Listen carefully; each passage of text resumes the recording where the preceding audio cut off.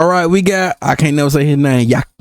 And this is your boy Boros versus Battle Beast. Is closer than you think.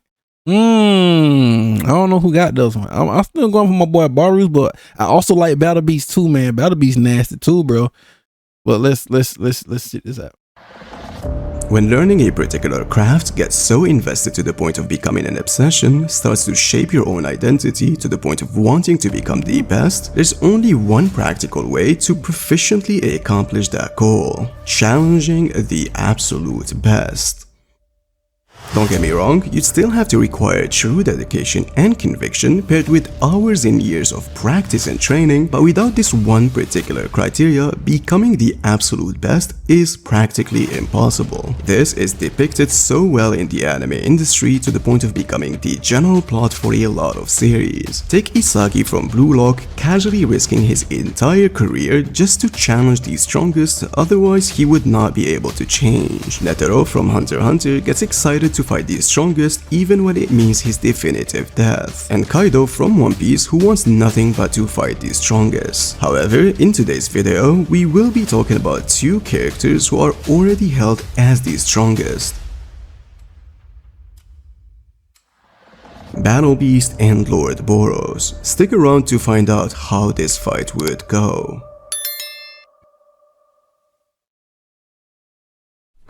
In a story that has multiple overpowered monsters with different distinctive specialties, Boros, despite appearing so early on in the series, still remains— Look at my boy. And look at Tommy on the planet, bro. Just sitting on the planet, bro. Come on, look at this.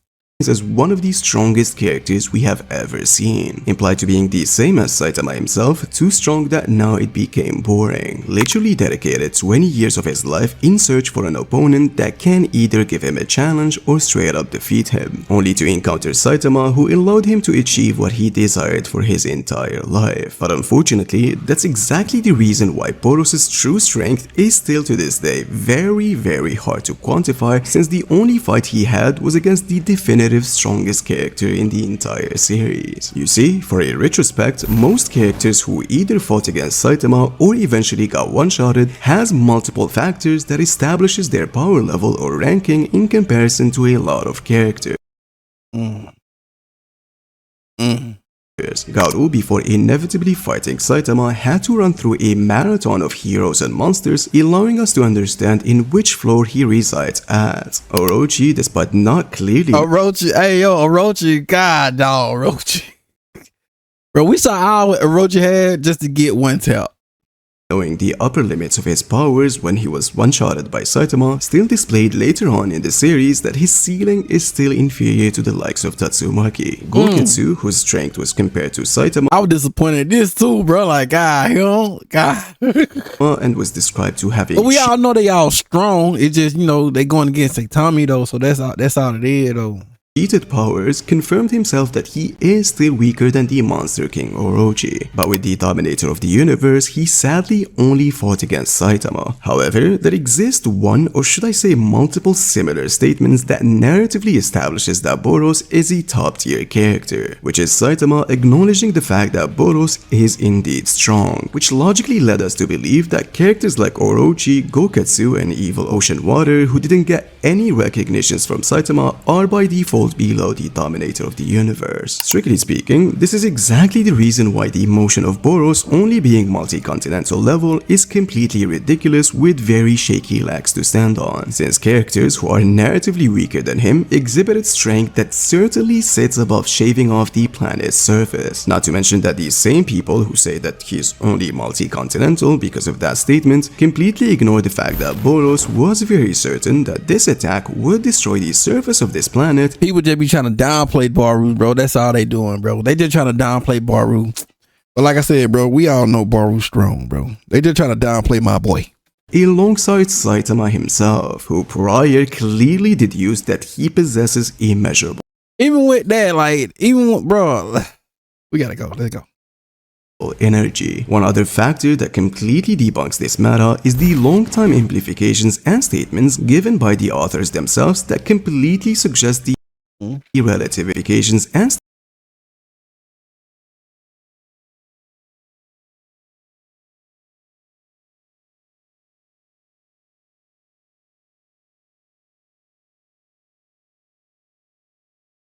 statements given by the authors themselves that It like if they read it like even if they hear what the authors say, they still gonna people still won't believe it. They're like, bro, what?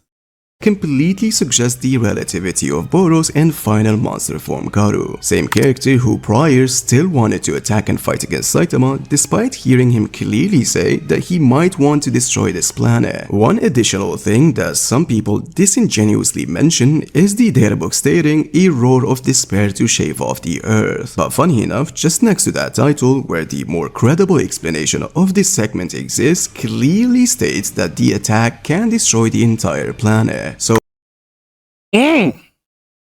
it's like some people either not read the whole thing or play dumb or blind to completely downplay the character. I told you, bro. They always trying to downplay Boros. That's all they do. They be trying to downplay him. They pushing their agenda. However, if he's certainly not multi-continental, can we say for sure he's only planetary?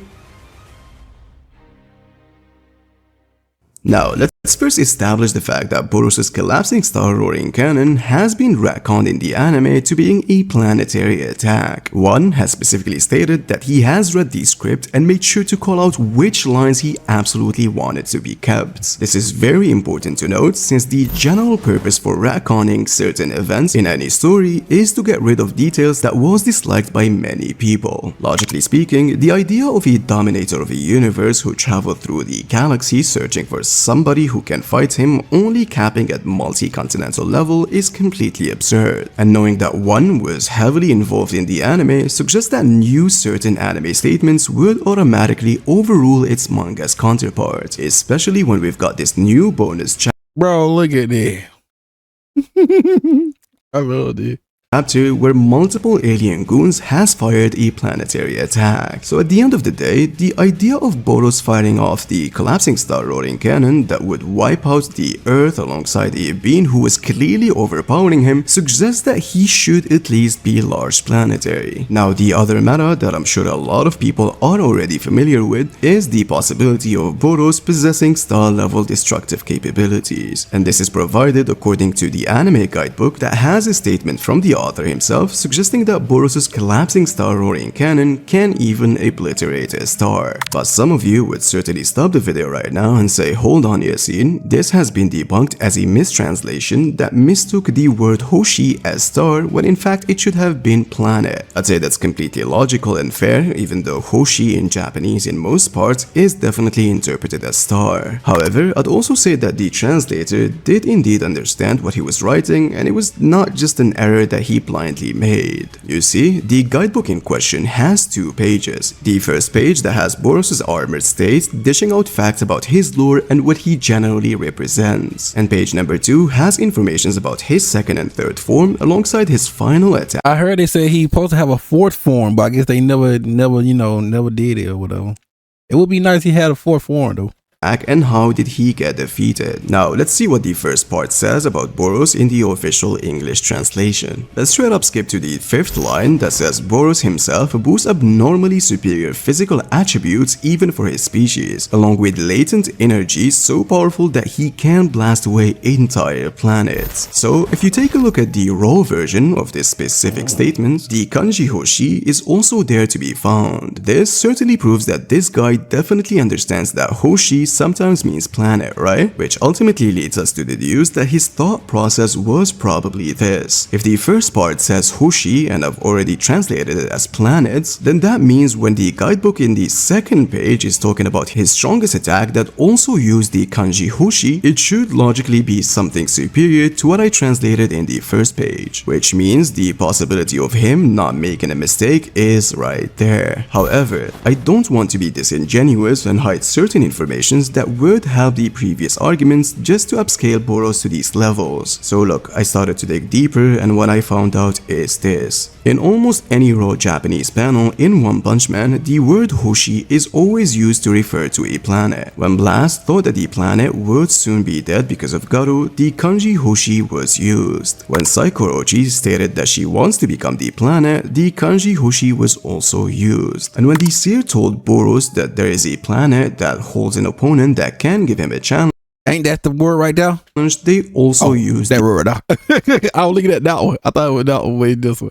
the same kanji. In fact, the only time the word star existed in the One Punch Man manga is when the narrator was given the explanation of the gamma ray burst, and the word that was used in Japanese was kyosei, which means a giant star. But if you look carefully, the kanji hoshi is also in that word. However, when hoshi is first paired with kyo, it would mean one single thing, which is giant star. So this clearly sets a pattern that whenever they use hoshi, it always means planet or planets depending on the phrasing. So when going back to the anime guidebook, the first page could be defining Boros in general and not only his armor states. So when they said that his latent energy would destroy entire planets, that could be referring to the same thing they were talking about in the second page, which is the collapsing star rolling cannon. So the validity of Boros being a star level combatant is kinda now under a lot of criticism, which ultimately means that Boros should definitely not be multi-continental, solidly be large planetary, and questionably be star level. Now, when talking about speed, this department is in fact much easier to quantify. You see, casual Saitama without even trying can intercept and react to Flashy Flash, who had the intent to kill him thinking he was a monster. And even when he used his maximum speed in front of Saitama, the latter didn't really seem impressed and all he said was, "You're kinda fast." Bear in mind that Flashy Flash is a character that can move several times the speed of light, depends on which calculations you want to use. However, Boros vastly outscales that even in his released form, since after a few exchanges, Saitama compliments Boros and says that he is strong even when you can tell that Boros even in that state wasn't going all out, since after that exchange, Boros has upped his game and was able to tag Saitama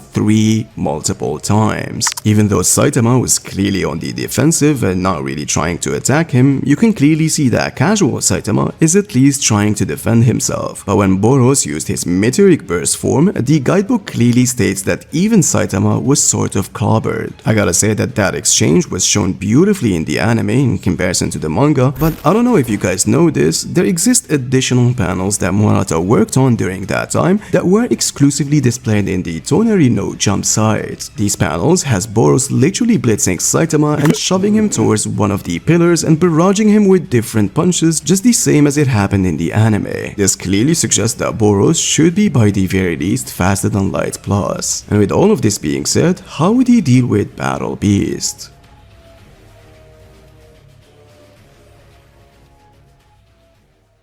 Invincible, a series with multiple explosively strong characters with multiple goals and purposes, has this one character that wishes— Bro, Battle Beast so cool, bro. Man, I don't know. I can't even glaze. I don't even want to glaze, but boy, I love me some Battle Beast, bro.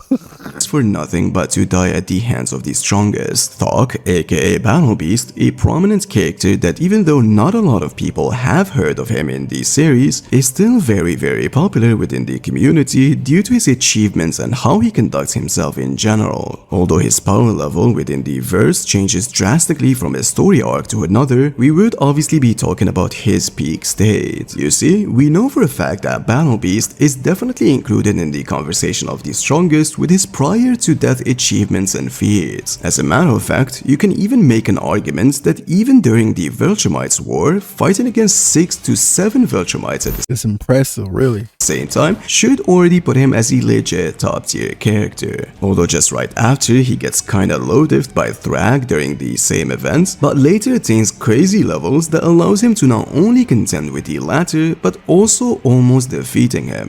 Many in the community still to this day believe that even though Battle Beast lost, he's still stronger than Thrag or at the very least equal to him. Reasons being is the fact that Thrag was exploiting Thog's wound that he prior gave to himself to secure the victory, and would have died if he wasn't helped right after that battle. This would certainly put him above Mark, Nolan, and Thetis, who together performed this planetary feat with the help of Space Racer's laser that destabilized the planet. Now, when I mentioned this feat in my previous video, some of you commented that this calc didn't take in consideration calculation the true gravity of this planet, resulting in giving a false reading into each one's attack potency. But this calc actually accounts for that, calculating the true mass of that planet and operating based on that result. Still allows each one of them to exert small planetary levels in terms of attack potency. As a matter of fact, this calc completely ignores the possibility that Space Racer's laser could have done most of the job, since it's literally stated to have the capability to destroy planets by itself. But nonetheless, saying that Thrag and Battle Beast are definitely above these characters, which is completely true, means for certain that they are above force relative to that of 0.5 zetatons of TNT. Some would go even further to say that by the point Battle Beast fights Thrag, they should be on the planetary ranges of strength, especially since Battle Beast himself stated that their clash would torn apart the Thraxa planet. But given the duration of their battle, fighting for days would possibly allow them to severely damage the planet. As a matter of fact, Thrag way prior states that 37 Viltrumites would be enough to shred Earth's planet apart, implying that he wouldn't be able to do it by himself, otherwise he would just have threatened them with his presence, which means that even the strongest of the strongest in the Invincible series, being Battle Beast and Thrag, should be small planetary with possibly approaching the planetary mark. Now, in regard to its speed, I noticed that most people aren't really sold of the emotion of Viltrumites, and characters who are relative to them can operate at massively faster than light plus levels. The general contention is due to the many inconsistencies regarding their speeds, especially in the anime, where it takes Mark some time to go from Earth to the moon and get back in Cecil's training. However, there are blatantly many feats that shows that these characters can react at such levels, such as Alan and Mark's feats of reacting and outpacing a spaceship. But when we're showing such as Mark's variants getting matched and reacted to by human heroes, and Nolan getting tagged multiple times by Guardians of the Globe heroes in the anime, it just starts to question the validity of their speeds. The databook also says things like, in a planet's atmosphere, Alan can attain speeds of Mach 10, but in the vacuum, he's capable of attaining near light speeds. Some people also say that the speeds they attain when they travel is only possible due to acceleration, and their reflexes gets enhanced in direct proportion to the speeds they attain at that time, which means even though they react while going at these levels, their baseline combat speeds without continuous acceleration doesn't scale to their travel speed. However, this is a conclusion that is only based on the inconsistencies we have and how ridiculous it sounds to say they are all massively faster than Light Plus when it just doesn't look that way. So to be completely fair, we'd have to include both possibilities at the end of the video. Now, when it comes to Battle Beast's abilities and experiences, it was explicitly stated in the handbook that he mastered all known fighting systems and has attained nearly unparalleled proficiency in the use of all known hand-wielded weapons, not to mention possessing high levels of stamina and endurance that allowed him to fight for days even when facing harsh injuries. And with all of this being said, can this beast ever hope to defeat who they call the Dominator of the Universe? No, he can't. So the context of this fight is going to be pretty simple. Boros' prophecy was talking about Battle Beast, and That's dope. Beast would automatically want to fight Boros for claiming he's the strongest in the universe. Both are very honorable, so there wouldn't be any tricks and traps, as this would be a very fair fight. So, is this fight really close? You see, if you want to say that Boros is large planetary and not star level, because it's kinda still very questionable as we discussed before, then that still is enough to put him leagues above Battle Beast's attack potency. And when we say leagues, we mean 1000 times stronger at the very least. The gap between 0.5 zetatons to 3 yotatons of TNT is actually that large. However, some of you would say that, yo, this is when Boros uses his collapsing star lore in canon, and this doesn't translate to his casual striking strength. I'd say that's completely fair, except the same argument could also be directed towards Battle Beast's small planetary meta, since as I said before, there were multiple criteria to accomplish that feat, syncing their attacks in perfect harmony to make contact with the already established stabilized core at the same time is something that one cannot replicate casually. So I'd say this establishes that it's fair in this particular context. Being stingy about this on the other hand and say that Boros is only multi-continental despite the numerous evidence I provided in his piece just means you don't want to listen at this point. Now, if Boros is the superior in the strength department, what are the advantages that Battle Beast has regarding this fight? The answer to this question is obviously speed. You see, I don't want to be that guy who's a One Punch Man fan that would hide some informations to benefit a fictional character that I like, and despite not being completely on board with how fast they are, I gotta do my job and mention all possibilities. Otherwise, I just say that Boros is a star level combatant and roll with it without any questioning. So two options we have regarding this category. Either we believe that invincible characters has access to that ridiculous massively faster than light plus speeds at any given time, or say that they can only accomplish that with acceleration and through time. If we go by option number 1, assuming they would be fighting in space and not on Earth, then Battle Beast would have a massive advantage that could land him the victory if you believe that consecutive attacks from him would eventually break the limit of Boros' durability. But if Boros probably can break through that crystal, who knows? I don't know.